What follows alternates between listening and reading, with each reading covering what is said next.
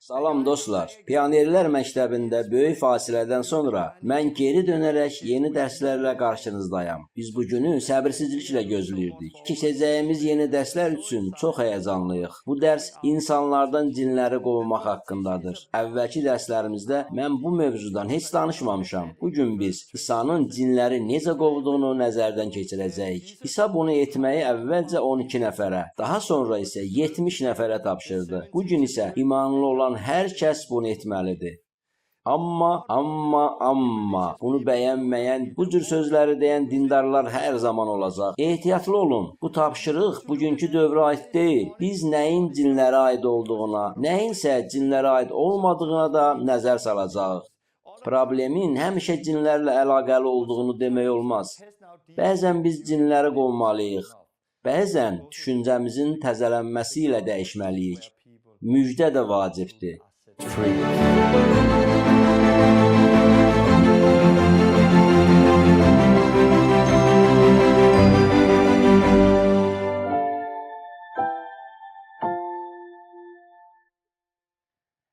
Hər kəsi salamlayıram. Pionerlər Məktəbinin dərslərini davam edirik. Pionerlər Məktəbində sonuncu dərsi keçdiyim vaxtdan təxminən 2 il yarım ötüb. O vaxtdan bəri çox şeylər baş verib. Pionerlər Məktəbində keçilən dərslər artıq bir neçə dilə tərcümə olunub və bütün dünyaya yayılıb. Bir çox insanlar mənə qoşuldular. Rəblə həyatlarını yaşayaraq dini eynəkləri çıxardılar. Həvarilərin işləri kitabında gördükləri həyatı yaşamağa başladılar. Pionerlər Məktəbində dərslərimizi başlayan zamandan bəri çoxlu hadisələr baş verib. Həyatımızda çox şeylər olub. Mənim şəxsi həyatımda çox şeylər baş verib. O vaxtdan bəri biz də çox şeylər öyrənmişik. Darıskal zirzəmidə yerləşən Pionerlər Məktəbində tək başına dərslərə başladığım zaman çılğın bir dövr ötüb keçdi. Başqa bir şəhərə köçmüşük. Bu hərəkat bütün dünyada partlayış gücü ilə yayıldı. O vaxtdan bəri biz Sonuncu Reformasiya adlı bir filmdə çəkmişik. İşlərimiz böyüyür və genişlənir. Səyahət zamanı insanlar məndən Pionerlər Məktəbində nə vaxt yeni dərslərə başlayacağımı təkrar soruşurdular. Növbəti dərslər nə vaxt olacaq? Mənim bu suala cavabım isə çox zaman belə olurdu. Bəs əvvəlki dərslərdəki tapşırıqlara əməl edirsinizmi? Çünki biz insanıq. Biz həmişə çoxlu təlim almaq istəyirik. Həqiqəti öyrədən bir təlimi eşidəndə biz belə deyirik. Bu həqiqətdir. Mən bunu etməliyəm. Ancaq dərhal sonra deyirik. Bəli, bu həqiqətdir. Mən bunu etməliyəm. Amma əvvəlcə mən daha çox təlim almalıyam. Biz daha çox bilik əldə edirik. Sonra daha çox təlim əldə edirik. Daha çox bilik və təlim alırıq. Ancaq problem o zaman yaranır ki, öyrəndiklərimizi tətbiq etmirik. Bunu çox görmüşəm. Bu səbəbdən də Pionerlər Məktəbinin yeni dərslərini keçməyə o qədər də tələsməmişəm. İstəyirəm ki, insanlar əvvəlcə bünövrələrini möhkəm qoysunlar. İnsanların artıq bildiklərini icra etmələrini istəyirdim. Amma 6 ay əvvəl Allahın mənə bu sözləri dediyini hiss eləməyə başladım. İndi zaman yetişib. İndi artıq həmin vaxtdır. Pionerlər Məktəbində yeni dərslərlə davam etmək vaxtı gəlib çatıb. Mən buna hazırlaşmağa başladım. Sanki bütün cəhənnəm bizə qarşı qalxdı. Son 6 ayda olduqca dəlisov bir dövr yaşadıq. Biz çoxlu təqiblərə məruz qaldıq. Ruhani döyüşlər baş verdi. Bilirəm ki, şeytan bu təlimin səslənməsini istəmir. Bugün mən azad etmə və insanlardan cinləri necə qovmaq barədə danışacağam. Şeytanın bundan heç xoşu gəlmir. Şeytanın bu təlimdən xoşu gəlmir. Məhz buna görə də bu müddət çox uzun çəkdi. İndi isə artıq dərs keçməyə hazırıq. Cinləri qovmaq haqqında ilk dərsimiz olacaq. Növbəti dəfədə cinləri qovmaq və insanları azad etmək barədə danışacağam. Sonrakı dərslərdə isə mən həyatın çətinlikləri və təqiblərdən söhbət açacağam. Pionerlər Məktəbində dərsləri bitirdikdən sonra keçən 2 il ərzində məni həqiqətən çox güclü sarsıntılara məruz qoyan təqiblər olub. Mənim haqqımda yalanlar danışan, mənə böhtan atan adamlar var. Bunları müşahidə eləmək mənim üçün çox ağırdı. Lakin mən həmçinin bunu da gördüm ki, Allah təqiblər vasitəsilə işləyir. Cismim cavab vermək istəyirdi, lakin Allah mənə deyirdi, sakit ol, əvəzində mənim hüzurumu axtar. Beləliklə, mən bunun bəhrəsini görürəm. Bir neçə il əvvəl çoxlu təqiblərə məruz qalacağımız, bizə yaxın olmuş adamların yalan danışacağı və haqqımızda iftiralar yayacaqları ilə bağlı peyğəmbərlik almışdıq. Bu sınaqdan düzgün keçsək, Allah həyatımızda lütfü artıracaq. Elə bütün bunlar da baş verir. Macaristana getmişdim. Biz bir ticarət mərkəzində 120 və ya 130 nəfəri vəftiz elədik. Bu hadisəyə həsr olunmuş yeni videolarımız olacaq. Sonra biz Kanadaya getdik. Bizim Kanadada olan dostlarımız bu təlimi qəbul elədilər. Tezliklə bu təlim partlayış surəti ilə ətrafa yayılacaq. Bu həftə isə biz Almaniyanın Hannover şəhərində olduq. Hannoverdə mən ağlasığmaz hadisələr yaşadım. Hələ də özümə gəlməmişəm. Bir dəfə mən Hannoverdəki toplantıya gəlmiş insanlar üçün dua elədim. Bu zaman müqəddəs ruh qüdrətlə gəldi. Belə şey mən heç vaxt görməmişdim və müqəddəs ruh öz işini görürdü. Bir-birinin ardınca adamlar müqəddəs ruhla vəftiz olundular, şəfa aldılar, cinlərdən azad oldular. Xərçəng xəstəsi olan bir qadın qorxu içində idi, çünki onun valideynləri məhz xərçəngdən ölmüşdülər. İndi bu qadının dizində nəsə əmələ gəlmişdi. Müqəddəs ruh onun üzərinə gəldi. Qadın yerə sərildi. Onun bir dizi sanki içində cin varmış kimi tir-tir titrəyirdi. Mən də əmr elədim. İsa'nın adı ilə çıx. Dərhal onun dizindəki titrəmə bitdi. Qadın heyrət içində gözlərini açdı. Nəyinsə onu tərk etdiyini hiss elədi. Daha sonra Hannoverin bir küçəsində əlində əsa olan bir qadının yanından keçirdik. Cin özünü göstərməyə başladı. Hətta mən onun üçün dua etməmişdən əvvəl cin özünü göstərməyə başladı. Qadın yerə sərildi. Cin onun daxilindən qışqırdı. Sonra isə danışırdı. Cin onun daxilindən çıxdı. Həmin qadın əl ağacı olmadan yeriyə bildi. Sonra vəftiz olundu. Hər dəfə küçəyə çıxanda Allahın yeni işlər etdiyini görürük. Ona görə də mən hələ də öyrənirəm. Mən çox şeylər öyrənirəm. Bilirəm ki, sizlərdən bir çoxlarınız üçün də bu bir səyahətdir. Ümid edirəm ki, bizimlə birlikdə öyrənməyə davam edəcəksiniz. Məhz bu səbəblə biz bu təlimləri təşkil edirik. Keçən illərdə öyrəndiklərimizi sizinlə bölüşməkdə davam etmək istədiyimiz səbəbindən sizinlə bölüşməkdə davam etmək istəyirik. Beləliklə, mən cinlərdən azad etmə barədə 2 dərs keçmək istəyirəm. Sonra təqiblər haqqında da bir neçə dərs keçəcəyəm. Lakin İsa'ya həsr olunmuş ayrıca bir dərs də hazırlayacağam. Daha sonra isə imanlılar cəmiyyətlərinin qurulması və digər mövzular haqqında da danışmaq istərdim. Demək istəyirəm ki, Allah sadiqdir, Məsih isə möhtəşəmdir. Bütün bunlardan keçərkən biz İsa'nı daha da çox sevirik. Bu, Həvarilərin İşləri kitabında haqqında oxuduğumuz real həyatdır. Bu həyatda təqib də var. Bu həyatı yaşamaq üçün hər şeydən imtina etmək gərəkdir. Özümüzü həlim tutmalıyıq, şəfa verməliyik, cinləri qovmalıyıq. Bunlarla birlikdə müqəddəs ruhda vəftiz də olmalıdır. Hamısı bir yerdə olmalıdır. Odur ki, dostlar, sizinlə birlikdə olmağa şadam. Bu imkanı çoxdan gözləyirdim. Lakin indi hiss edirəm, Allah belə deyir. İndi vaxtdır. Növbəti dərslərdə mən bu barədə daha çox danışacağam.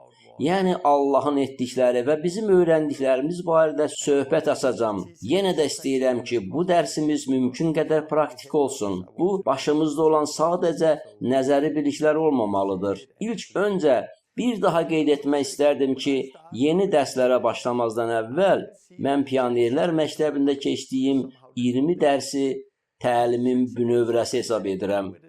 Mən hələ də əvvəlki 20 dərsdə öyrədilən təlimlərlə razıyam. Əgər Pionerlər Məktəbinin bugünkü dərsini ilk dəfə görürsünüzsə, əvvəlki 20 dərsə baxmamısınızsa, sizə həmin dərslərə baxmağı məsləhət görürəm. Çünki bu dərsdə deyəcəyim sözlər artıq Pionerlər Məktəbinin dərslərini keçmiş adamlar üçün nəzərdə tutulur. Onlar artıq əvvəlki dərsləri keçib bünövrəni qoyublar. Yəni, əgər siz hələ 20 dərsin hamısına baxmamısınızsa, qayıdıb onlara baxmağı sizə məsləhət görürəm. Əvvələ qayıdıb əvvəlki 20 dərsə baxsanız, bizimlə birlikdə eyni yolda ola biləcəksiniz. Bu dərsimizə giriş idi. Əvvəlcə dua eləmək istəyirəm. Allahım, gördüyün hər şeyə görə sənə təşəkkür edirəm. Pionerlər Məktəbi, filmlər, YouTube videoları, Kickstartlar nəticəsində başlayan partlayış gücü ilə yayılan oyanışa görə sənə təşəkkür edirik. Dünyanın hər yerindən bizə gələn inanılmaz şəhadətlər üçün minnətdarıq. İsa, səni daha yaxından tanımaq istəyirik. Sənə xidmət eləmək istəyirik. Bizə tapşırdığın hər şey sədaqətlə yerinə yetirmək istəyirik. Öz müqəddəs ruhunla gəl və gözlərimizi aç, qulaqlarımızı aç. Cinləri qovmaq mövzusunda bizi dini eynəyimizdən azad elə. Bu sahədə də sənə itaət etməyimizə kömək elə. İsa'nın adı ilə. Amin. İndi biz adamları cinlərdən azad etmə və cinləri qovmaqdan danışacağıq. Birincisi, cinləri qovmaq haqqında deməliyəm ki, kilsələrdə bəzi insanlar var və onlar belə deyirlər. Cinləri qovmaq bugünkü dövrə aid deyil. Biz bundan uzaq durmalıyıq.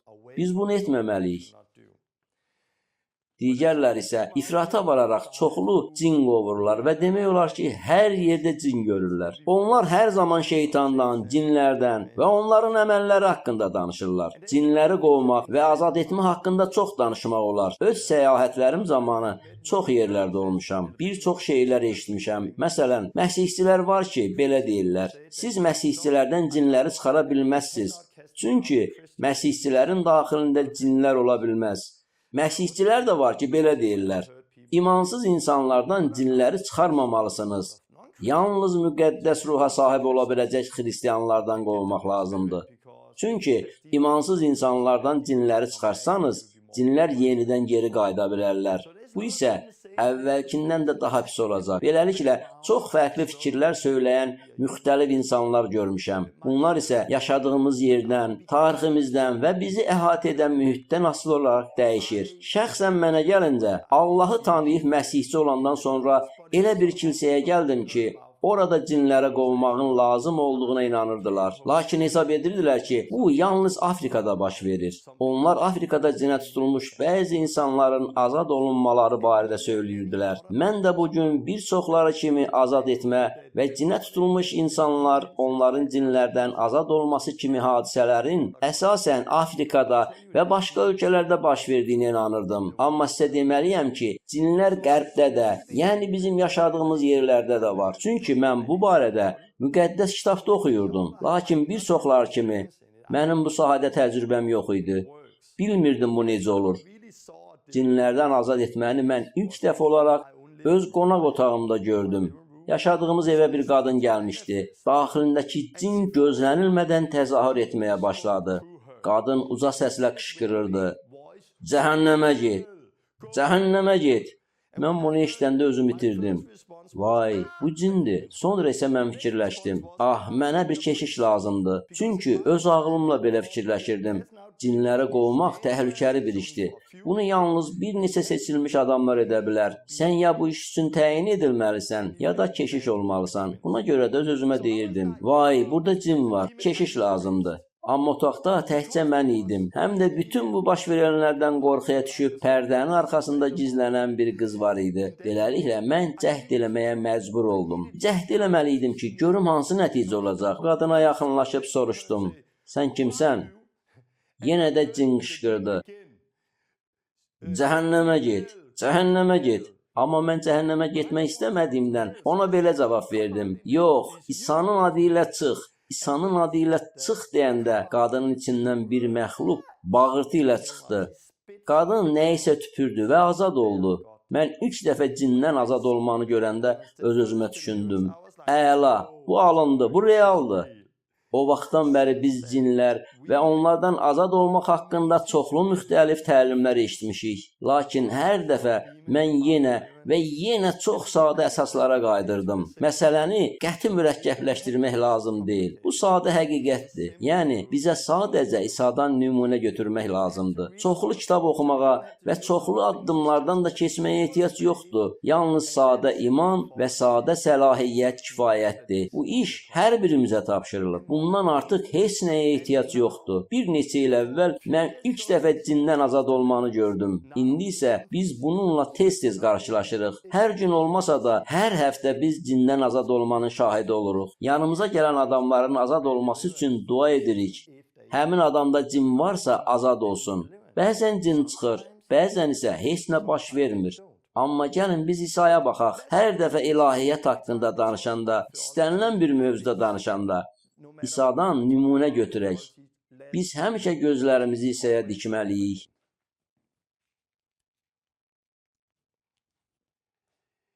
İsa cinləri qovurdumu? Bəli. O bunu edirdi. İsa dəfələrlə cinləri qovurdu.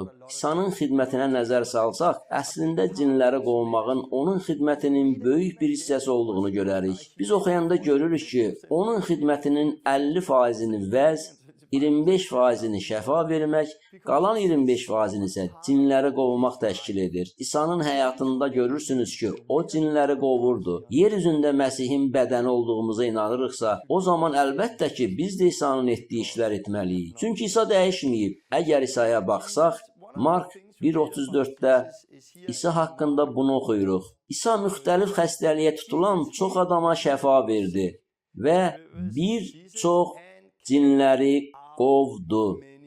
Beləliklə İsa bir çox cinləri qovdu. İnsanlar İsa'nı görəndə hətta heyrətə düşüb belə deyirdilər. Ona bax, o cinlərə əmr edir və bunlar da itaat edirlər.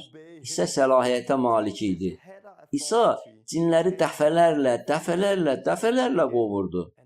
Ancaq bildiyimiz kimi məhsul bol olsa da işçilər az idi. Buna görə də İsa 12 nəfəri çağırdı. İsa onlara da eyni səlahiyyəti verdi. Çünki görürük ki, həmin 12 nəfər də cinləri qovurdu. İsa'nın onlara verdiyi tapşırıqlardan biri budur. İsa 12 şagirdini yanına çağırıb, onlara natəmiz ruhlar üzərində səlahiyyət verdi ki, bunları qovsunlar. Hər cür xəstəliyə və hər cür naxoşluğa şəfa versinlər. İsa onları öz yanına çağırdı. Natəmiz ruhlar üzərində səlahiyyət verdi. Yəni, onlar da cinləri qovmalı idilər. Onlar da xəstələrə şəfa verməli idilər. Müqəddəs kitabda İsa'nın şagirdlərinə bunları əmr etdiyini oxuyuruq. Xəstələrə şəfa verin, ölüləri dirildin, cüzamları pak edin, cinləri çıxarın. Müftə aldınız, müftə verin. Beləliklə, siz kəlamda bunu görürsünüz. İsa özü bir çox cinləri qovurdu. Sonra İsa 12 nəfəri çağırdı və onlara murdar ruhları qovmaq səlahiyyətini verdi ki, şagirdləri də cinləri qova bilsinlər. Sonra onları təkcə xəstələrə şəfa vermək, ölüləri diriltmək və cüzamları təmizləmək üçün deyil, həmçinin cinləri də qovmaq üçün göndərdi. Müqəddəs kitabda yazılanları diqqətlə araşdırsaq görəcəyik ki, cinləri qovmaq bizə verilən yaxşı bir təklif deyil. Bu bir seçim deyil, yəni ancaq istəsək cinləri qova bilərik. Xeyr, bu bir əmrdir. Beləliklə, bu İsa'nın adamlara verdiyi bir əmrdir. İsa təkcə xəstələrə şəfa verməyi tapşırmır. İsa təkcə cinləri qovmağı tapşırmır. İsa təkcə müjdəni təbliğ etməyi də tapşırmır. İsa üçünü də, həm xəstələrə şəfa verməyi, müjdəni vəz etməyi və cinləri qovmağı tapşırır. Müqəddəs kitabda görürük ki, İsa cinləri qovurdu. 12 şagird cinləri qovurdu. Daha sonra Lukanın müjdəsində oxuyuruq ki, İsa digər 70 nəfəri də seçdi. Beləliklə, biz görürük ki, həmin 70 nəfər də cinləri qovurdu. Sonra Luka 19-da İsa onları göndərərkən belə bir əmr verir. Orada olan xəstələrə şəfa verin və onlara deyin, Allahın padşahlığı sizə yaxınlaşıb. Bugün bunu oxuyan bəzi insanlar deyirlər, elədir ki, var. Burada İsa onlara heç də cinləri qovmağı əmr etmir. Onlara yalnız xəstələrə şəfa vermək və Allahın padşahlığının yaxınlaşdığını vəz etməyə tapşırır. Lakin Allahın padşahlığı sözdən deyil, gücdən ibarətdir. Siz bunları daha sonra görəcəksiniz. Məsələ burasındadır ki, cinlərin qovulması elə padşahlığın yaxınlaşdığını göstərir. Maraqlısı odur ki, biz bu mətndə 70 nəfərin İsa tərəfindən cinləri qovmaq əmri ilə göndərilməsi haqqında oxumuruq. Bu mətndə İsa onlara yalnız xəstələrə şəfa vermələri barədə əmr edir. Amma xəstələrə şəfa vermək və cinləri qovmaq əslində eyni bir şeydir. Ən maraqlısı isə 70 nəfərin geri döndüyü zaman Luka 10:17-də dedikləri barədədir. Oxuyuruq. 70 şagird sevinə-sevinə qayıtdı və dedi: Ya Rəbb, sənin adınla cinlər belə bizə tabe olur. Beləliklə, 70 şagird sevinclə geri dönəndə belə dedilər: Ya Rəbb, cinlər belə sənin adınla bizə tabe olurlar. İsa'nın adı ilə cinləri qovmaq səlahiyyətindən istifadə edərkən, siz də eyni sevinci yaşayacaqsınız. Nə üçün? Çünki insanların həyatlarının dəyişdiyini görmək çox xoşdur. Cin çıxandan sonra azad edilmiş bir insanı görmək çox xoşdur. Bunun İsa'nın bizə verdiyi səlahiyyətin olduğunu bilmək çox xoşdur. Daha sonra İsa bunu da deyir. Baxın, mən sizə səlahiyyət vermişəm ki, ilanları, əqrəbləri və düşmənin bütün gücünü ayaq altında əzəsiniz və heç nə sizə zərər vurmayacaq. Luka 10:19. Bir sözlə, İsa səlahiyyət verir. Təkcə 12 şagirdinə deyil, daha sonra 70 nəfərə də deyil. Sizə və mənə də bir səlahiyyəti verib. Aydın görürük ki, İsa cinləri qovub. 12 şagird cinləri qovublar. 70 nəfər də cinləri qovublar. 70 nəfər qaydanda sevinirdilər. Çünki cinlər İsa'nın adı ilə onlara tabe olurdular. İsa onlara dedi: Əlbəttə ki, cinlər mənim adımla sizə tabe edirlər. Lakin İsa həmçinin bunu da onlara dedi: Bununla belə, ruhların sizə tabe olduğuna görə sevinməyin. Çünki bu təbii haldır. Amma sevinin ki, adlarınız göylərdə yazılıb. Luka 10:20. Biz görürük ki, cinlər İsa'nın adı ilə tabe olurlar. Cinlər İsa'nın adı ilə tabe olurlar və biz cinləri qovmalıyıq.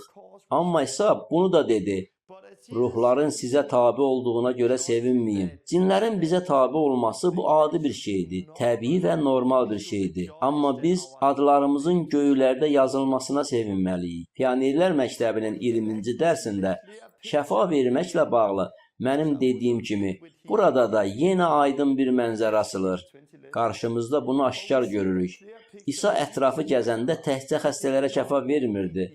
İsa həmçinin cinləri də qovurdu. Həmçinin deyirdi: Məhsul çox, işçilər isə azdır. Bu səbəbdən də İsa 12 nəfəri çağırdı.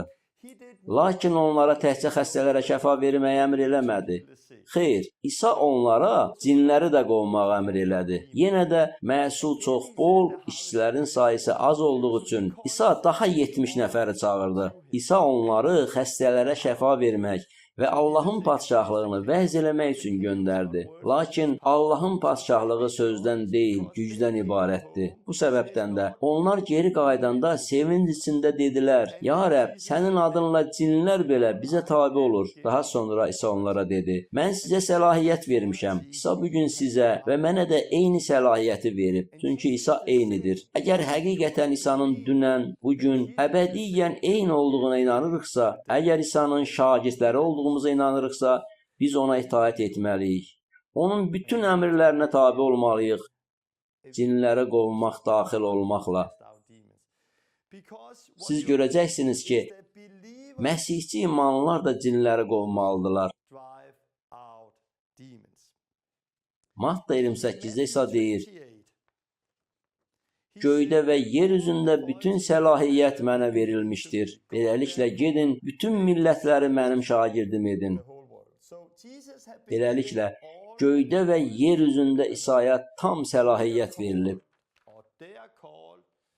Bizə bütün millətləri İsa'nın şagirdi eləmək, onları vəftiz eləmək və onun əmr elədiyi hər şeyə riayət etməyi, onlara öyrətməyə tapşırılıb.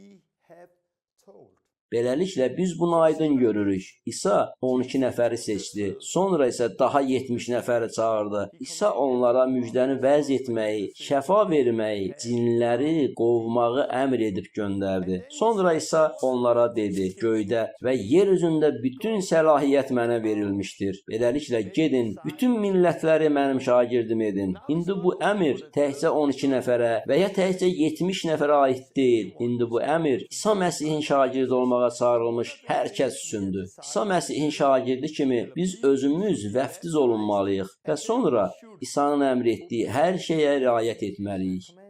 Bəs İsa bizə hansı əmri verib?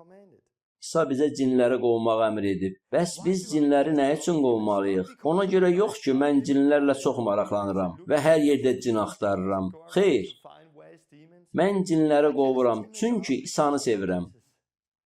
Bu çox sadədir. Mən İsanı sevdiyim üçün də cinləri qovuram. Mən İsa'ya xidmət eləmək istəyirəm. Bir gün İsa'nın qarşısında dayananda ondan bu sözləri eşitmək istəyirəm. Sən yaxşı və sədaqətli xidmətçimsən. Mən yaxşı və sədaqətli xidmətçi olmaq istəyirəm. Mən İsa'ya xidmət etmək istəyirəm. İsa'nı sevdiyim üçün itaət edirəm. Müqəddəs kitabda oxuyuram ki, İsa məni sadəcə bir yerə qoyub belə demədi.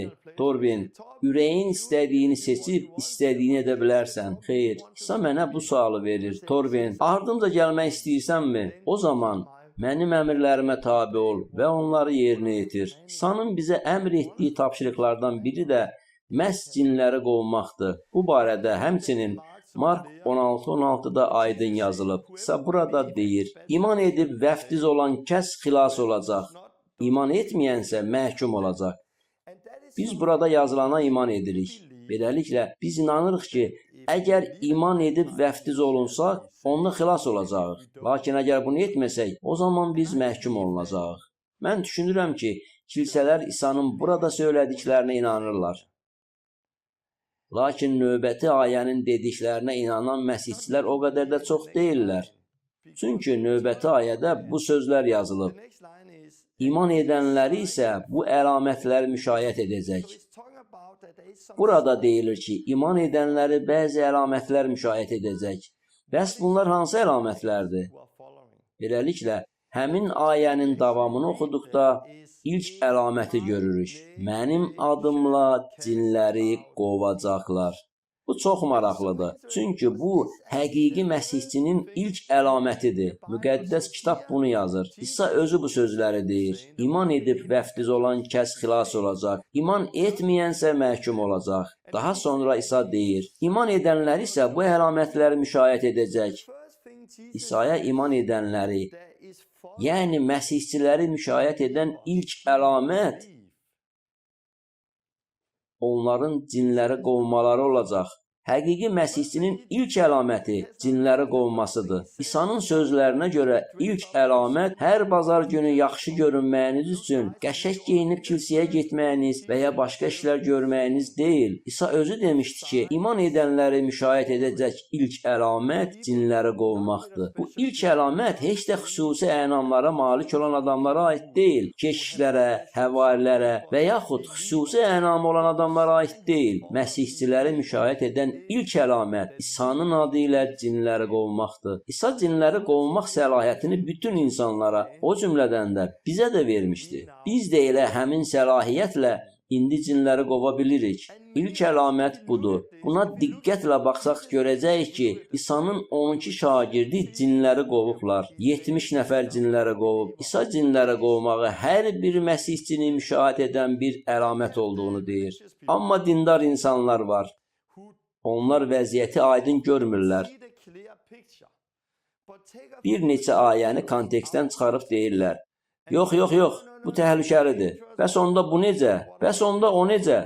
Amma indi dini inəkləri çıxarmaq nəsil vaxtıdır. Beləliklə, üzərində dindar adamlar yazdığım bir vərəqi indi bura yapışdırıram. Bunlar cindən azad etməyə inanmayan, İsa'nın burada söylədiklərinə tabe olmayan dindar insanlardır. Onlar deyirlər, xeyr, cinləri qovmaq bu günə aid deyil. Biz daha cinləri qovmamalıyıq.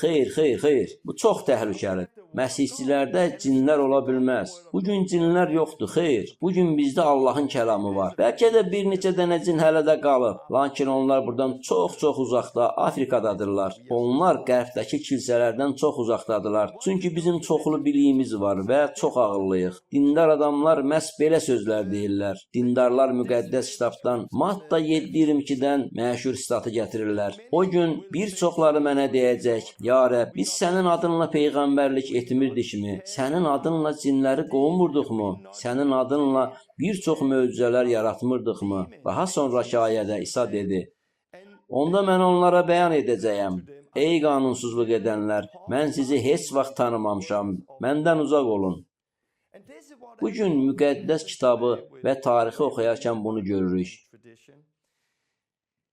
Biz gözlərimizi İsa'dan kənara çəkirik. Unuduruq ki, İsa dünən, bugün və əbədi olaraq eynidir. İsa eynidir. Biz onun bədəni olduğumuz üçün İsa'nın etdiyi işləri görməliyik. Biz İsa'nın cinləri qovduğunu görürük. İsa'nın 12 şagirdinə cinləri qovmağı tapşırdığını görürük. 70 nəfərə də eyni tapşırığı verdiyini görürük. İndi isə bu bütün imanlılara aiddir. Mənim adımla cinləri qovacaqlar. Bütün bunların bu qədər aydın olmasına baxmayaraq, bəziləri hələ də belə deyirlər. Xeyr, mən sizi heç vaxt tanımamışam, məndən uzaq olun. Amma burada problem heç də insanların cinləri qovması, peyğəmbərlik eləməsi və ya bunları etməyə çalışmaları deyildi. Problem onların günahda yaşamasıydı. İsa'nın səlahiyyətindən istifadə edərək, İsa'nın adı ilə cinləri qovub, sonra yenə də günahda yaşamağa davam edə bilərsiniz. Beləliklə, İsa burada demir ki, biz onun əmrlərinə tabe olmamalıyıq. İsa burada deyir ki, biz eyni zamanda günahda yaşamamalıyıq. Digər bir məsələ də var. Yəni biz İsa'ya baxdıqda onun yanında yenə dindar insanları görürük. Luka 11-də biz bunu oxuyuruq.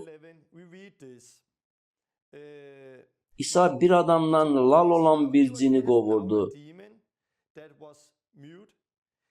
Cin çıxandan sonra lal danışmağa başladı və cəmaət heyrətləndi. Luka 11-14. Burada İsa'nın etdiyi bir iş barədə yazılıb. İsa lal adamdan cini qovdu. Beləliklə, cin çıxan kimi dərhal cəmaatı heyrət bürüdü. Sonra amma yazılıb. Amma. Dindar adamlar həmişə əmma tapırdılar. İsa cinləri qovmağı tapşırıb. Biz cinləri qovmalıyıq. Bu bütün imanlılar üçündür. Amma onların bəzisi deyirdi. O cinlərin başçısı Baal-Zebulun gücü ilə cinləri qovur. Luka 11-15. Beləliklə biz yenə də eyni şeyi görürük. Həmişə bir dəstə adam olur ki, onlar bir əmma tapırlar. Onlar öz gözləri ilə bir cinin qovulduğunu, lal adamın danışmağa başladığını görsələr də bir əmma tapırlar. Bu yaxşı olsa da, amma bu Baal-Zebulun gücü ilə baş verdi. Bu cinləri qovan şeytandır. İsa bundan sonra belə dedi. Mən cinləri Allahın qüdrəti ilə qovuramsa, deməli Allahın padşahlığı üzərinizə gəlib. Luka 11-20. Beləliklə, İsa onlara izah elədi ki, cinləri Baal-Zebulun vasitəsilə qovmayıb. Çünki Mark 3.25-də deyilir, əgər bir ev öz daxilindən bölünübsə, davam gətirməz. Sonra İsa dedi, mən cinləri Allahın qüdrəti ilə qovuramsa, deməli Allahın padşahlığı üzərinizə gəlib. Luka 11-20. Həqiqətən də bu çox maraqlıdır. Bir çox insan var ki, onlar hər gecə göylərdə olan atamız duasını edirlər. Göylərdə olan atamız duasını mən həmişə öz doğma Danimarka dilində edirəm. Padşahlığın gəlsin, göydə olduğu kimi yerdə də sənin iradən olsun. Göylərdə olan atamız duasında biz nə barədə xahiş edirik? Allahın padşahlığı yer üzünə gəlsin. Biz yer üzündə Allahın padşahlığını nə zaman görürük? Cinlər qovulanda. Bu çox maraqlıdır. Dünyada o qədər çox insan hər gün oturub Rəbbin göylərdə olan atamız duasını edirlər. Onlar bu duada Allahın padşahlığının gəlməsi üçün dua eləsələr də, eyni zamanda cinlərin mövcud olmasına, ruhani dünyanın varlığına inanmırlar. Allahın padşahlığı sözdən deyil, gücdən ibarətdir. İsa insanları azad eləməyə gəldi. Hər dəfə cinlər qovulanda biz Allahın padşahlığının yaxın olduğunu görürük. Beləliklə, biz burada nə görürük? İsa'nın dediyi sözlər bizə aydındır. Lakin müqəddəs yazıların mənasını təhrif edən dindarlar həmişə var. Biz cinləri qovmağa başlayanda həmişə əmma qoyanlar olacaq. Yox, yox, yox. Amma ehtiyatlı olun. Bu çox təhlükəlidir. Bu İsa'nın gücü ilə deyil. Səni bu vəzifəyə təyin etməyiblər. Keşiş deyilsən. Bu işdə təcrübən yoxdur. O qədər əmmalar olacaq ki, demək istəyirəm ki, siz insanlarla qarşılaşacaqsınız və onlar sizə bu sözləri deyəcəklər. Cinləri qovmayın. Çünki bu o dövr üçün idi. Onlar kəlama istinad etsələr də, onlar kəlamı bilmirlər. Bu cür dindar adamlara demək üçün müqəddəs yazılardan 2 ayə vardır. İsa Luka 6:46-da deyir: Nə üçün məni ya Rəbb deyə çağırırsınız, amma dediklərimə əməl etmirsiniz? Sonra 2 Timoteyə 3:5-də isə belə deyilir: Mömin kimi görünüb bu yolun gücünü inkar edəcəklər. Beləliklə, Allaha iman etdiklərini söyləyən bir çox insanlar vardır. Lakin İsa bir gün onlara deyəcək: Nə üçün məni ya Rəbb deyə çağırırsınız, amma dediklərimə əməl etmirsiniz? Çünki onlar mömin kimi görünüb bu yolun gücünü inkar edəcəklər. Onlar padşahlığın qüdrətini bilmirlər. Onların xəbərləri yoxdur ki, İsa göydə və yer üzündə olan bütün səlahiyyəti bizə verib. İsa bizə əmr edib. İsa günlərin bir günü biz bir xidmətə təyin edildikdə bizim edəcəyimiz üçün bir təklif etməyib. İsa gedib cinləri qovmağı bizə əmr edib. Ümid edirəm ki, cinləri qovmaq tapşırığını siz açıq-aydın görürsünüz. Bizə cinləri qovmaq tapşırılıb. Biz bunu öyrənməliyik. Bacarıqlı olmalıyıq. İsa'ya itaətli olmalıyıq. Qorxmamalıyıq. Nə üçün? Çünki bu İsa'nın bizə verdiyi bir əmrdir. İsa belə əmr edir: cinləri qovun. Bilirik ki, bu əmri yerinə yetirməyə başlayanda, hətta bunu ilk dəfə edəndə Allahın iradəsini yerinə yetiririk. Biz ona itaət edirik. Beləliklə, biz cinləri qovmalıyıq.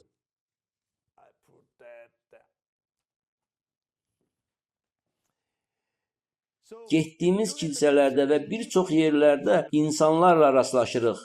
Görüşdüyümüz insanların bəziləri deyəcəklər ki, cinləri qovmaq bu günah deyil, biz bunu etməməliyik. Bu təhlükəlidir. Ola bilsin, onlar müqəddəs yazılara da istinad edəcəklər. Sənin adınla cinləri qovmurduqmu? Mən sizi heç vaxt tanımamışam. Hər dəfə cinlərdən azad olmaq haqqında şəhadətlər eşidəndə bu dindarlar həmişə əmmaları ilə gələcəklər. Xeyr, xeyr, xeyr. Bu Baalzebulun gücü ilə baş verdi. Əslində İsa bizə Matta 10:25-də bu barədə xəbərdarlıq etmişdi. İsa bizə təqib olunacağımız barədə xəbərdarlıq edir. Bu təqib çox vaxt dindar insanlardan gələcək. Əgər siz İsa'nın dediklərini başa düşürsünüzsə, onda bu insanların səhv etdiyini aydın görəcəksiniz. Bəs daha sizə onların təlimlərinə qulaq asmaq nəyə lazımdır? Onlar özləri cin qovmurlarsa, cinləri qovmağa aid məsləhət almaq üçün onların yanına getmək nəyə lazımdır? İndi başqa bir məsələyə nəzər salaq. Baş verən hər şey cinlərdəndirmi? Elə insanlarla rastlaşmışam ki, nə isə baş verən kimi dərhal bunu cinlərlə əlaqələndirirlər. Məsələn, adamlar işə gec gəliblər. Bir cin mənə mane olmağa çalışırdı. Əslində isə onlar zəngli saatlarını iş vaxtına uyğun qurmağı unudublarmış. Yaxud az qala maşın onları vuracaqdı. Bu da cin deyildi. Onlar sadəcə yolu keçərkən diqqətli deyildilər. Bəzi insanlar isə hər yerdə cinləri görürlər.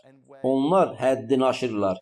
Əslində onlar öz həyatları üçün məsuliyyət daşımaq istəmirlər. Cinləri hər dəfə bəhanə edirlər. Biz çox vaxt elə insanlarla qarşılaşırıq ki, onlar məsuliyyət daşımayaraq öz işlərinə görə şeytanı günahlandırırlar. Onlar yanımıza gəlib belə şikayətlənirlər. O qədər dərdim var ki, çox yerlərdə olmuşam. Məndə olan bu şəhvət cinini qovmağa çalışıblar, lakin cin heç cür çıxmaq istəmir. Bəzən daxilində şəhvət cini olan insanlarla rastlaşırıq. Bu halda onların cindən azad olmaq ehtiyacları var. Ancaq əksər hallarda insanlara cindən azad olmaq lazım deyil. Onlar sadəcə tövbə eləməlidirlər. Çünki onlar öz günahlarını sevən günahkarlardır. Hər şeyə görə də yazıq şeytanı günahlandırırlar. Buna görə də bəzən burada yazdığım kimi biz cinləri qovmalıyıq. Başqa vaxtlarda isə biz düşüncəmizi təzələyərək dəyişməliyik.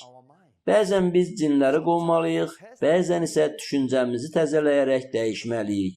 Bunların yerlərini səhv salanda problem yaranır. Bəzən biz cinləri təzələyirik, düşüncəmizi isə qovuruq. Onda problem yaranır. Düşüncə üzərində işləməliyik, düşüncəni təzələməliyik. Amma qətiyyən cini təzələməyə çalışmamalıyıq.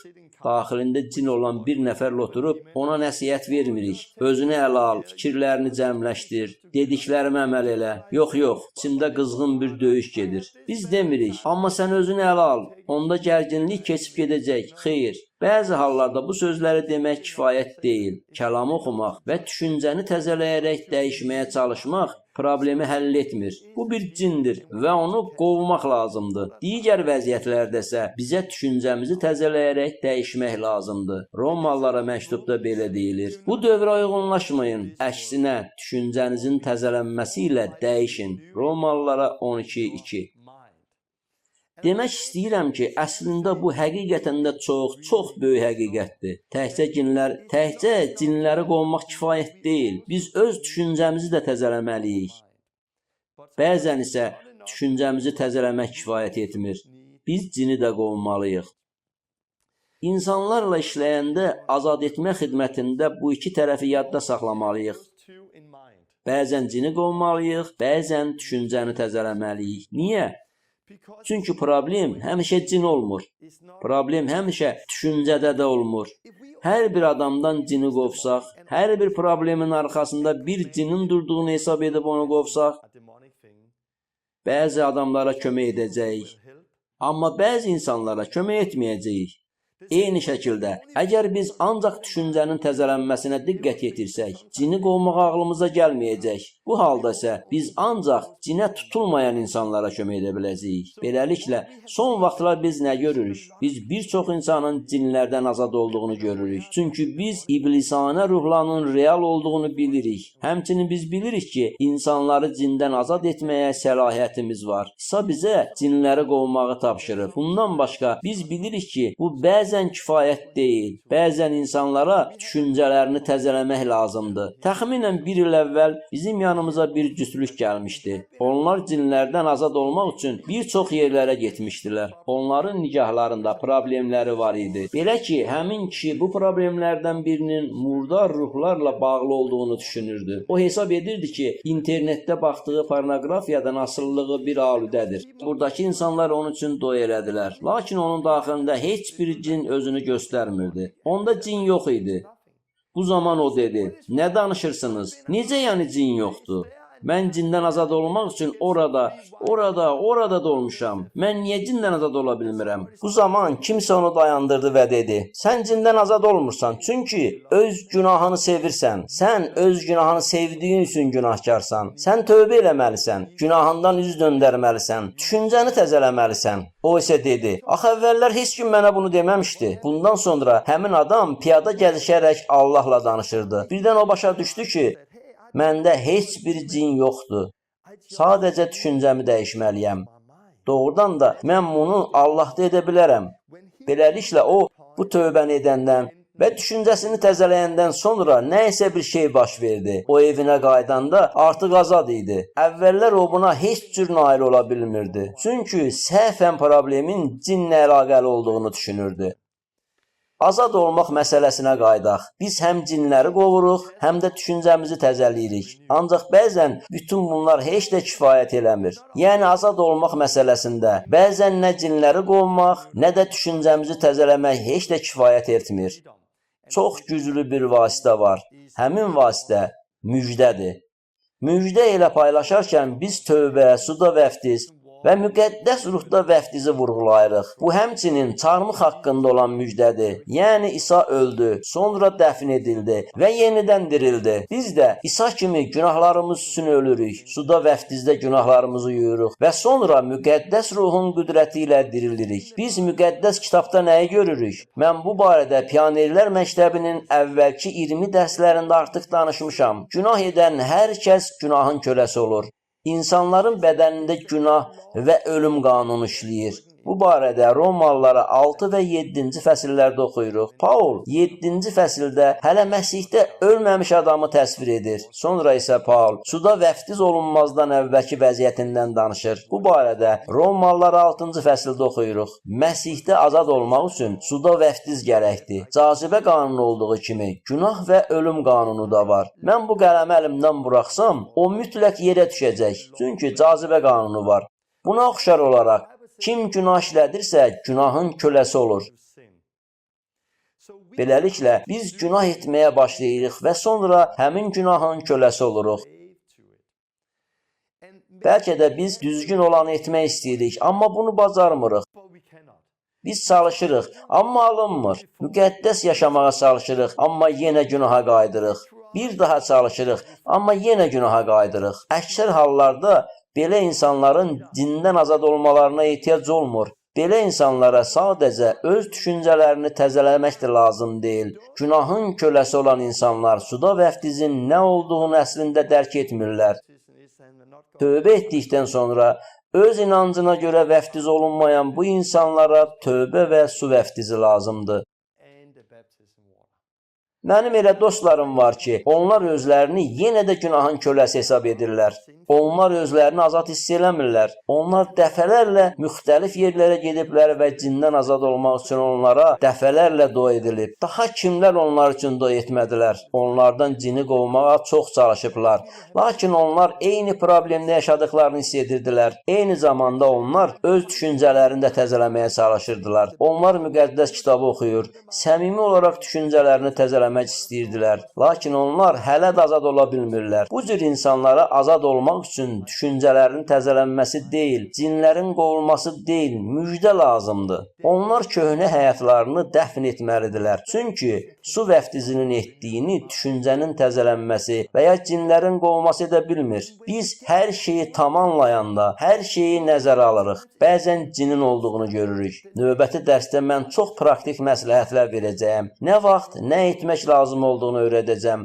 Çoxlu nümunələr gətirəcəm. Biz tam mənzərəni görəndə başa düşürük ki, bəzən cin qovulmalıdır, bəzən düşüncə təzələnməlidir.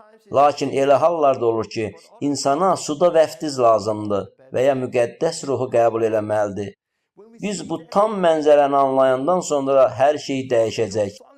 Ən böyük azadlığı hələ də müjdə verir. Müjdənin gücü böyükdür. Ən böyük azadlığı məhz müjdə gətirir. Cinlərin qovulması ilə bağlı başqa bir söz də deməliyəm. Siz həmişə cinlərin təzahür edib etməmələrinə etibar edə bilməzsiniz. Siz bunu başa düşməlisiniz. Bir neçə gün əvvəl Hannoverdə yanımıza bir qadın gəlmişdi. Onda cinlər özlərini göstərirdi. Cinlər bəkdən qışqırmağa başladılar. Onda qadın küçənin ortasında düz mənim qabağımda yerə yıxıldı. Sonra cin danışdı. O mənə məxsusdur, o mənimdir. Bu qadın mənə məxsusdur, o mənimdir. Cinə əmr etdim. İsa'nın adı ilə çıx. Cin isə qışqırmağa davam edirdi. Sonra bir şey qadından çıxdı və o qoltuq ağaclarını qoyub getdi. Bu çox güclü idi. Orada nə baş vermişdi? Hannoverdə küçədə cin özünü göstərəndə bir çoxlarının diqqətini çox çəkdi. Ətrafımıza çoxlu adam toplaşdı. Onlar hadisəni telefonlarına çəkirdilər. Hər kəs həyəcanla deyirdi. Bu cindir. Ey, baxın, burada cin var idi. Lakin bu qadından əvvəl biz bir çox başqa insanları da cinlərdən azad etmişdik. Onlarda olan cinlər özlərini belə aşkar göstərmirdilər. Bir çox hallarda adamlar üçün dua edəndən sonra onlar və nə isə onları tərk edir. Bu cür dərin ah çəkməklə çıxan cinlərin sayı, o küçədə yerə yıxılan qadından çıxan cinlərin sayından da çox ola bilər. Niyə? Çünki siz başa düşməlisiniz ki, cinlər özlərini göstərəndə insanın canı və onun bədəni vasitəsilə edirlər. Çox vaxt mən cindən azad olmaq üçün dua edəndə orada aldanmış insanlar da olur. Onlar Afrikaya gedib, orada cinlərin böyük təzahürlərini gördükləri üçün indi məyus olurlar, belə deyirlər. Afrikada çoxlu cinlər var, burada isə cin yoxdur. Xeyr, cin həmin şəxs vasitəsilə özünü göstərdiyi üçün bu belə baş vermişdi. Afrikalı qadın Danimarkalı qadınla müqayisədə öz duyğularını tam fərqli şəkildə ifadə edir. Danimarkada biz özümüzü xoşbəxt hiss edəndə belə görsənirik. Siz soruşsanız, xoşbəxtsiniz? Bəli, xoşbəxtəm. Çox, lap çox xoşbəxtəm. Bu, bizə xas olan bir ifadə tərzidir. Afrikada isə cəmaət belə qışqırır. Halleluya, halleluya. Onlar tullanır və rəqs edirlər. Öz emosiyalarını belə göstərirlər. Eyni ilə insanlar kədərlənəndə və ya rəqs edəndə də bu belədir. Danimarkadakı kilsəyə gəlsəniz, görəcəksiniz ki, biz belə rəqs edirik və belə səcdə edirik. Əgər siz Afrikadakı kilsəyə gəlsəniz, görəcəksiniz ki, onlar bütün qəlbləri və bədənləri ilə rəqs edirlər. Məsələ onda deyil ki, biz burada az iş görürük. Xeyr, sadəcə olaraq bizim ifadə etmək tərzimiz fərqlidir. Cinlərdən azad olmağa və müqəddəs ruhda vəftizdə də mən eyni şeyi görmüşəm. Çox emosional olan insanlar görmüşəm. Müqəddəs ruhda öz hisslərini belə ifadə edirdilər. Özlərini sakit aparan başqa insanlarda müşahidə etmişəm. Onların çox təmkinli olub belə etdiklərini görmüşəm. Eyni müqəddəs ruhdur. Hər yerdə eyni şeylər baş verir. Amma onlar bunu fərqli şəkildə göstərirlər. Eyni şey cinlərdən azad olanda da baş verir. Böyük azad etmələr olur. Kiçik azad etmələr də olur. Lakin bu heç də cinlərin çox və ya az olması demək deyil. Demək olmaz ki, bir halda çox, digər halda isə az cin çıxır. İndi Danimarkada cinlərdən azad olma barədə bir əhvalat danışacağam. Bir neçə il əvvəl bir qadın telefonla mənə zəng elədi. Biz yenicə missiyadan evə qayıtmışdıq. Çamadanlarımızı hələ heç açmamışdıq. Bu zaman telefon zəng çaldı. Gənc bir qız mənə zəng eləmişdi. Torben, mən səninlə danışmalıyam. Sən mənim üçün dua eləməlisən. Çünki mən çox böyük qorxu içindəyəm. Mən yeni işə düzəlmişəm və elə sabahdan bu işə başlamalıyam. Amma mən azad olmasam işləyə bilməyəcəm. Mən yorğun idim. Ona görə də mən qızdan ertəsi gün gəlməsini xahiş elədim. Yox, xahiş edirəm, bu gün olmalıdır. Çünki bu mənim daxilimdədir. Əgər mən azad olmasam işləyə bilməyəcəm. Ona dedim, yaxşı, gəl. Beləliklə qız gəlib çıxdı. Mən isə bütün çamadanları yataq otağına basıb qapısını bağladım. Qız gəldi. O təxminən 20 yaşında olan gənc bir qız idi. Mən ondan problemin nə olduğunu soruşdum. O cavab verdi. Mən çox qorxu içindəyəm. Həddindən artıq qorxuram. Bunu izah eləmək heç də asan deyil. Lakin təxminən bundan 3 il əvvəl mən qatarla gedirdim. Qəflətən bədənimə bir qorxu axıb gəldi. Sanki bədənimin daxilinə bir şey girdi. Beləliklə, həmin vaxtdan bəri daxilimdə bir panika və qorxu yaşayır. Qız dedi, mən heç bir dərman filan istəmirəm. Həkimlər mənə dərmanlar yazıb və dedilər ki, mən bunları qəbul eləməliyəm. Lakin bunlar həyatımı məhv edir. Mənə yaşamaq çətindir. Əgər azad olmasam, sabah işə gedə bilməyəcəm. Mən bunu eşidəndə özümə dedim. Təbii ki, mən bu qızı azad etmək istəyirəm. Burada sanki iblisanə mənşəli bir şey var idi. Eyni zamanda bilməliyik ki, uzun müddət problemin varsa, bu cinlərin uzbatından başlaya bilər.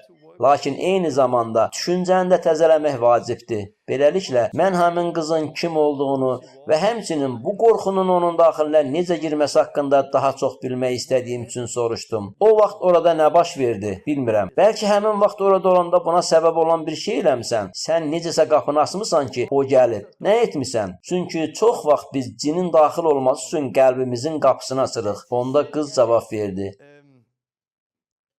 Bir dəfə mən kilsədə olanda bir kişi ilə tanış oldum. Biz Allah, müqəddəs kitab haqqında söhbət elədik. Sonra dost olduq. O mənim evimə qonaq gəlməyə başladı. Biz dostlaşdıq. Biz görüşüb söhbət edirdik. O mənə hədiyyələr də verirdi. Bir sözlə, bizim dostcasına birlikdə yaxşı ünsiyyətimiz var idi.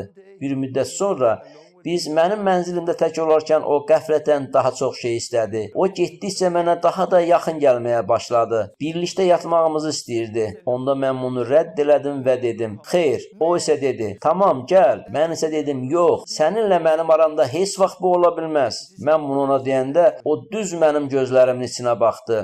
Sonra barmağını üzümə tuşlayıb dedi, sən mənim kim olduğumu bilmirsən. Mən şeytanam, Lusiferəm. Sonra o qapını açıb getdi. Əlbəttə ki, bu adam şeytan deyildi. Amma dəqiq olaraq Məsihçi də deyildi. O İsa'nın şagirdi deyildi. Baxmayaraq ki, həmin qız onunla kilsədə görüşmüşdü və o kişi İsa, Allah və müjdə haqqında danışırdı. Məncə o satanist idi. Yəni iblisə sitayiş edənlərin kilsəsindən idi. Danimarkadakı satanistlərin başçısını tanıyıram. Mən onların qızları yoldan çıxarmaq üçün bir qızla yatağa girib, onunla cinsi əlaqədə olduqda bu yolla onlar əhd bağlayırlar. Bu zaman onlar bir bədən olurlar. Bu, müxtəlif ruhların daxil olması üçün qapı açır. Bu qız onunla yatağa getməsə də, o kişini öz həyatına qəbul etmişdi. Həmin qız o kişini qəbul etmişdi. Bununla da qız imkan yaradaraq qəlbinin qapısını açdı və cin ora girdi. Halbuki, cin onun qəlbinə gəlməməli idi. Mən o qızı cindən azad etmək istəyirdim. Lakin mən həmçinin gördüm ki, bu qız həmin adam barədə fikirləşəndə çox böyük qorxu hissi keçirir. Bu halda təkcə cinləri qovmaq deyil, həm də düşüncəni təzələmək gərəkdir. Həmin qıza dedim, gəl birlikdə dua edək. Sən qəbul etdiyin bu adamı təsəvvüründə götür və onu İsa'ya ver. Bütün narahatlığını İsa'ya ver. Bütün qorxunu İsa'ya ver. Sonra mən dua edəcəyəm. Əllərimdən tut və sərbəst ol. O mənim əllərimdən tutdu. Sonra mən onun üçün dua elədim. Mən ona istiqamət verdim və o tövbə duasını elədi. Amma hər dəfə siz bunu dəqiq olaraq eyni ilə etməməlisiniz. Burada önəmlisi odur ki, insanlar azad olsunlar. Əsas məsələ imanın olmasıdır. Amma mən bunu məhz bu yolla etməyə xoşlayıram. Çünki düşüncənin təzələnməsinə də diqqət yetirmək vacibdir. Beləliklə, mən onun əllərindən tutdum, birlikdə dua elədik. Həmin adamı götürdük, onun adını çəkdik və onu İsa'ya etibar elədik. Sonra qızın əllərindən tutub, həmin ruha, bu qorxu ruhuna ondan dərhal çıxmağımı əmr elədim. Dua edəndə əmr elədim. İsa'nın adı ilə ondan çıx. Bu zaman sonra azad oldu. Ertəsi gün həmin qız öz işinə başladı. Son dəfə eşitdiyimə görə qız hələ də orada işləyir. Beləliklə, siz danışdığım bu əhvalatda azad olmanın necə baş verdiyini gördünüz. Biz gördük ki, bu qız dərman qəbul etməli idi. O 3 il xəstə idi, işləyə bilmirdi. Daxilini qorxu bürümüşdü. Lakin həmin ruh qızın dərindən nəfəs alıb ah çəkməsi ilə ondan çıxdı. Belə. Görürsünüz, cindən azad olmaqla bağlı başqa bir şəhadəti də bölüşmək istəyirəm. Hollandiyada kickstart keçirirdik. Bu zaman orada maraqlı bir hadisə baş vermişdi. Hollandiyadakı görüş zamanı ora gəldikdən sonra mən bir otağa keçdim. Beləliklə, mən bu otağa girəndə orada stulda oturmuş bir qız var idi. Onun yanında olan 3 və ya 4 nəfər adam bu qız üçün dua edirdilər. Onlar uca səslə qışqırırdılar. İsa'nın adı ilə çıxın, çıxın. Həmin qız isə bu zaman əsirdi. Adamlar isə elə hey durmadan qışqırırdılar. Mən birinci dəfə otağa girəndə bunu gördüm. Öz-özümə fikirləşdim. Burada onlar dua edirlər. Ancaq otaqdan çıxanda dayandım. Həmin anda nəyinsə səhv olduğunu hiss elədim. Ruhumla hiss etdim ki, nəyinsə tamamilə səhv bir şey baş verir. Bayırda dayanıb nə edəcəyim barədə düşünürdüm. Sonra həmin otaqdan bizim Pionerlər məktəbindəki dərslərimizdə iştirak etmiş bir qadın çıxdı. O mənə dedi, "Hey Torben, bəli, buyur. Orada nə baş verir deyə bilərsən?" Mən cavab verdim. "Bəli, olanları gördüm." Qadın dedi, "Mənim bu vəziyyətdən heç xoşum gəlmir." Düzdür, elə mənim də xoşum gəlmir. Qadın mənə dedi, "Düşünürəm ki, sən müdaxilə etməlisən." Amma mən nəyin səhv olduğunu bilmirdim. Yalnız hiss edirdim ki, orada nəsə səhvdir. "Dayanın, durun. Elə indicə bunu dayandırın." Beləliklə, mən onları dayandıraraq dedim, "Xahiş edirəm, otaqdan çıxın. Onunla danışmalıyam." Hamısını otaqdan çıxartdım. Beləliklə otaqda mən, qız və bir də Pionerlər məktəbində dərs keçmiş həmin qadın qaldıq. Qızı sakitləşdirməyə çalışdım. "Sadəcə sakitləş, istirahət elə." Lakin həmin qız bütün bu baş verənlərdən sonra hələ də əsirdi. Sonra qız sakitləşdi. Beləliklə mən sadəcə gülümsəyərək ondan soruşdum. "Salam, salam. Hardan gəlmisən?" "ABŞ-dan gəlmişəm." "Bəs Hollandiyada nə işin var? Nə üçün burdasan?" Qız belə cavab verdi. Mən sizin Pionerlər məktəbindəki videolarınıza baxmışam. Sizin Hollandiyada Kickstart seminarı keçirdiyinizdən xəbər tutdum. Mən müqəddəs ruhu qəbul etmək istədiyim üçün buraya gəldim. Bəs sən artıq müqəddəs ruh almısanmı? Xeyr, hələ yox. Sən daxilində cin olduğunu düşünürsən? Xeyr. Amma hər halda mən daha buna əmin deyiləm. Tamam. Müqəddəs ruhu qəbul etmək üçün dua edəkmi? Bəli, əlbəttə. Mən onun əllərindən tutaraq onun üçün dua elədim. Bu elə möhtəşəm idi ki, müqəddəs ruh dərhal onun üzərinə gəldi. Qız müqəddəs ruhla dolaraq dillərdə danışmağa başladı. Bundan sonra o gülümsədi. Üçümüz də gülümsəyirdik. Biz sevinərək bir-birimizi bağrımıza bastıq. Bundan biraz əvvəl bir dəstə adam qışqıraraq bu qızdan cinləri qovmağa çalışırdılar. Lakin həmin qızda heç bir cin yox idi. Bu sadəcə qorxaq bir qız idi. Müjdənin verdiyi azadlığı yaşaması üçün ona yalnız müqəddəs ruhu qəbul eləmək və ruhla dolmaq lazım idi. Ona nə cindən azad olmaq, nə də düşüncəni təzələmək lazım idi. Ona yalnız müjdənin verdiyi azadlıq lazım idi. Bundan sonra mən o qız üçün dua edənlərin hamısını bir yerə toplayıb onlardan soruşdum. Burada nə baş verirdi? Onlar bir ağızdan deyirdilər. Hə, o qızda cin var idi. O cin özünü göstərirdi və danışırdı. Mən isə onlara izah elədim. Xeyr, onda cin yox idi. O sadəcə sevgiyə və müqəddəs ruha ehtiyacı olan hürkmüş bir qız idi. Onlar isə inad edirdilər. Yox, onda cin var idi. Cin özünü göstərirdi, danışırdı, qızı silkələyirdi. Onları öz inadlarından döndərmək mənə çox çətin idi. Amma maraqlısı budur ki, mən bunlarla danışanda bir tanış qadın o qızla söhbət edirdi. Sonra həmin qadın yanımıza gəlib dedi. Mən bu qızın onunla nə baş verdiyi barədə dediklərini sizə çatdırmaq istəyirəm. Bu qızla baş verənlər bunlar idi. Həmin adamlar bu qızla rastlaşdıqdan sonra onun üçün dua etməyə təklif edirlər. Onlar sakit dua etmək əvəzinə cin çıx ondan. Onlar əllərini qızın başına qoyub onu arxaya itələyirdilər. İsa'nın adı ilə cin çıx. Bu cür davranış heç kimin xoşuna gəlməz. Qız onun qolundan tutub başından kənara çəkməyə çalışırdı. Onlar da fikirləşirdilər. Hə, bu cindir. O mübarizə aparır. Onlar yenə də qızın başını itələyirdilər. Qız isə deyirdi. Bəsdirin, dayanın. Bu zaman onlar sevindilər. Bu ki cindir, özünü göstərir. Daha da ucadan əmr etməyə başladılar. Çıx ondan iblis. Onlar qışqırırdılar. Murdar ruh, çıx İsa'nın adı ilə. Qız qorxub deyirdi. Bəlkə də məndə murdar ruh var. Qız əsməyə başladı. Çıx məndən murdar ruh.